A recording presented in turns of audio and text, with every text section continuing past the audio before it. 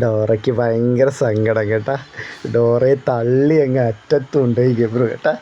Dora കിടക്കുന്ന കാണിച്ചരാവേ. ഒരു ശകലം കൂടി ഉള്ളു ഇനി നിലത്തോട്ട് പോകാനിട്ട്.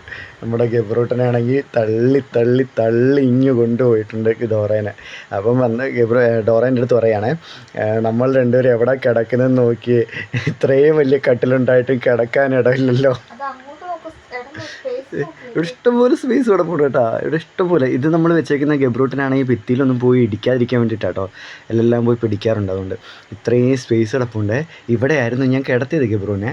അവിടെ നിന്ന് ഉരുണ്ട് ഇവിടെ വന്ന് കിടക്കുകയാണേ. ഡോറയ്ക്ക് കിടക്കാൻ പറ്റില്ല. ഞാൻ കിടക്കുന്നത് പിന്നെ എല്ലാവർക്കും അറിയാമല്ലോ, കട്ടിലിൻ്റെ കാലിൻ്റെ അടുത്താണ് ഞാൻ കിടക്കുന്നത്.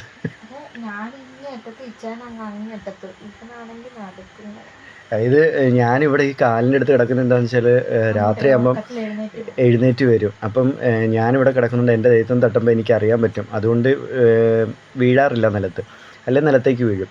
ഡോറ ഇവിടെ കിടക്കുന്നത് അങ്ങോട്ടേക്ക് പോകാണ്ടിരിക്കാതെ. ഇതിപ്പോൾ ഡോറേനെ തള്ളിക്കളയുമെന്നാണ് തോന്നുന്നത്.